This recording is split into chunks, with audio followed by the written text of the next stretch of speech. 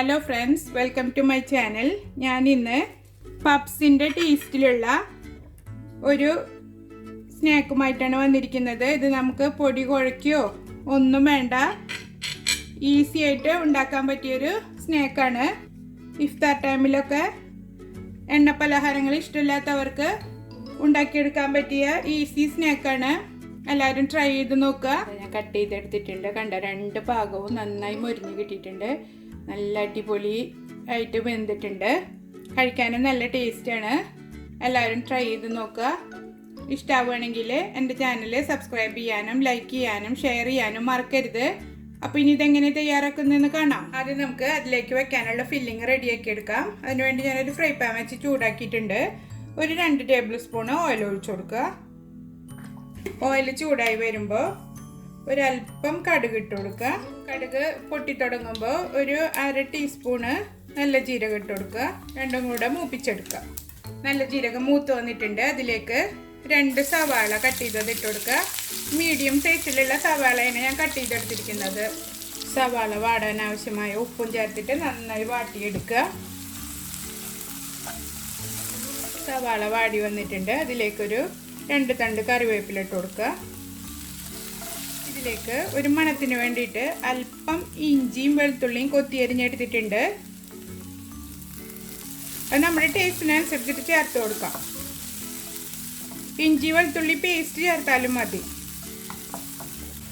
ഇഞ്ചിയുടെയും വെളുത്തുള്ളിയുടെയും പച്ചമണം മാറി വന്നിട്ടുണ്ട്. അതിലേക്ക് ഒരു ക്യാരറ്റ് ഗ്രേറ്റ് ചെയ്തെടുത്തിട്ടുണ്ട്. അത് ചേർത്ത് കൊടുക്കുക. ഇപ്പോൾ ക്യാരറ്റിന് പകരം കാബേജ് ചേർക്കാം, ബീട്രൂട്ട് ചേർക്കാം. അതൊക്കെ നമ്മുടെ ഇഷ്ടത്തിനനുസരിച്ചിട്ട് മാറ്റം വരുത്താം. ക്യാരറ്റ് നമുക്ക് വെള്ളം ചേർത്ത് വേവിക്കൊന്നും വേണ്ട. ഇതിലിട്ടിട്ട് തന്നെ വഴറ്റിയിട്ട് വേവിച്ചെടുത്താൽ മതി. നന്നായി വെന്തോടയൊന്നും വേണ്ട, പച്ചമണം ഒന്ന് മാറി കിട്ടിയാൽ മതി. ക്യാരറ്റ് വെന്ത് വന്നിട്ടുണ്ട്. അതിലേക്ക് 1 ടീസ്പൂണ് മുളക് പൊടി, 1/4 ടീസ്പൂണ് മഞ്ഞൾ പൊടി. മുളക് പൊടി നമ്മുടെ എരിവിനനുസരിച്ചിട്ട് ചേർത്ത് കൊടുക്കാം കേട്ടോ. 1 ടീസ്പൂണ് ഗരം മസാലപ്പൊടി. ഞാനെല്ലാം ചെറിയ സ്പൂണിലാണ് എടുത്തിരിക്കുന്നത്. ഇതിലേക്ക് മസാലയ്ക്ക് ആവശ്യമായ ഉപ്പ് ചേർത്ത് കൊടുക്കുക. നമ്മൾ ഉള്ളി വഴറ്റുമ്പോൾ ഓൾറെഡി ഉപ്പ് ചേർത്തിട്ടുണ്ട്. അപ്പോൾ ഇതിലേക്ക് കുറച്ച് ചേർത്തിട്ട് നോക്കിയിട്ട് വീണ്ടും ചേർത്ത് കൊടുത്താൽ മതി കേട്ടോ. നല്ല ടേസ്റ്റാണ് കേട്ടോ അത് കഴിക്കാൻ. നല്ല ഈസി ആയിട്ട് ഉണ്ടാക്കിയെടുക്കാനും പറ്റും. കുട്ടികൾക്ക് ടിഫിനായിട്ടും കൊടുത്തയക്കാൻ പറ്റും. മസാലയുടെ പച്ചമണം എല്ലാം മാറിയിട്ടുണ്ട്. തീ നിർത്തി കൊടുക്കാൻ. ഇതിന് വേറൊരു ബൗളിലേക്ക് മാറ്റിയിട്ട് ചൂടാറാനായിട്ട് വെക്കുക.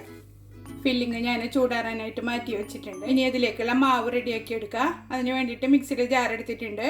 അതിലേക്ക് 2 കപ്പ് ഗോതമ്പ് മാവ് ഇട്ട് കൊടുക്കുക. 250 ml കപ്പിൽ 2 കപ്പാണ് ഞാൻ എടുക്കുന്നത്. ഇനി ഇതിലേക്ക് 2 മുട്ട ഒഴിച്ചു കൊടുക്കുക.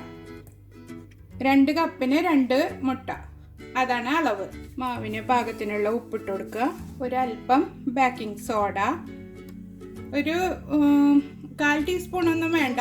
ഇപ്പോൾ നിങ്ങൾ എടുക്കുകയാണെങ്കിൽ ഇപ്പോൾ ഒരു 2 നുള്ളെടുത്താലും മതി. നമ്മൾ ഏത് കപ്പിലാണോ ഗോതമ്പ് മാവ് എടുക്കുന്നത് അതേ കപ്പിൽ തന്നെ സെയിം അളവിൽ വെള്ളം എടുക്കുക. ഇപ്പോൾ 2 കപ്പ് വെള്ളം ഒഴിച്ചിട്ട് അരച്ചെടുക്കുക.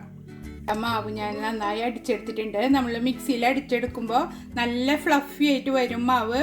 പിന്നെ നിങ്ങൾ അടിച്ചുകൊണ്ടിരിക്കുമ്പോൾ നന്നായി തിക്കായി വരികയാണെങ്കിൽ കുറച്ചും കൂടെ വെള്ളം ഒഴിച്ചിട്ട് അടിച്ചെടുക്കണം. ഗോതമ്പ് മാവിൻ്റെ ഇപ്പം നമ്മൾ വീട്ടിൽ പൊടിച്ച പൊടിയൊക്കെ ആണെങ്കിൽ വെള്ളം തികയാതെ വരും. അപ്പോൾ നമ്മൾ അടിച്ചു നോക്കുമ്പോൾ നമുക്ക് മനസ്സിലാവും അതിൻ്റെ ഒരു തിക്നെസ്. നമ്മളിപ്പോൾ ദോശമാവിൻ്റെ ഒക്കെ ഒരു തിക്നെസ്സിൽ അടിച്ചെടുത്താൽ മതി.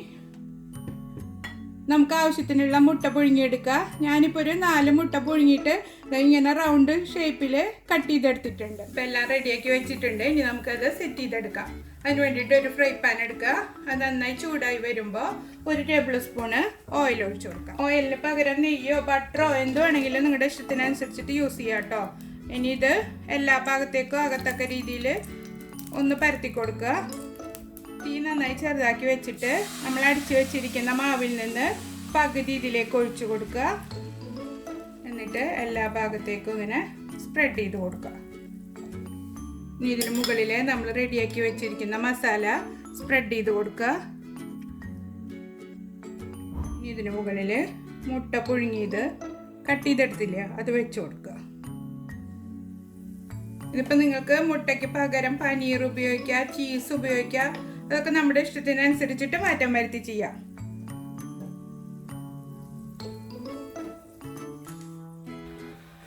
ഇതിനി മൂടി വെച്ചിട്ട് അടിഭാഗം നന്നായി വെന്ത് വരുമ്പോൾ നമുക്ക് മറിച്ചിട്ട് കൊടുക്കാം. ഇതിപ്പോൾ നമ്മൾ മുട്ട ചേർത്തിട്ട് മാവ് അടിച്ചെടുത്ത കാരണം നല്ല ബണ്ണ് പോലെ ആയിട്ട് കിട്ടും നമുക്ക്. ഇപ്പോൾ മുട്ട പപ്സിൻ്റെ ഒക്കെ ടേസ്റ്റിലാണ് ഇത് ഇരിക്കുക. മീഡിയം ഫ്ലെയിമിൽ വെച്ചിട്ട് വേവിച്ചെടുക്കുക. അടിഭാഗം വെന്തതിന് ശേഷം നമുക്ക് മറിച്ചിട്ട് കൊടുക്കാം. അത് അടിഭാഗം നന്നായി വെന്ത് വന്നിട്ടുണ്ട്. ഞാനിത് ഡീമോൾഡ് ചെയ്ത് എടുക്കുകയാണ് ചെയ്യുന്നത്.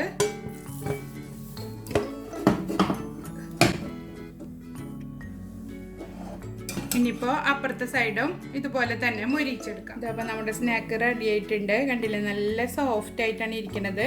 ഇനി നമുക്കിത് സർവിങ് ഡിഷിലേക്ക് മാറ്റാം. നമുക്ക് ഇഷ്ടമുള്ള ആകൃതിയിൽ മുറിച്ചിട്ട് സെർവ് ചെയ്യാം. എല്ലാവരും ട്രൈ ചെയ്ത് നോക്കുക. നിങ്ങൾക്ക് ഇഷ്ടമാവുകയാണെങ്കിൽ എൻ്റെ ചാനൽ സബ്സ്ക്രൈബ് ചെയ്യാനും ലൈക്ക് ചെയ്യാനും ഷെയർ ചെയ്യാനും മറക്കരുത്. അടുത്തൊരു വീഡിയോയുമായി വീണ്ടും കാണാം. ബൈ.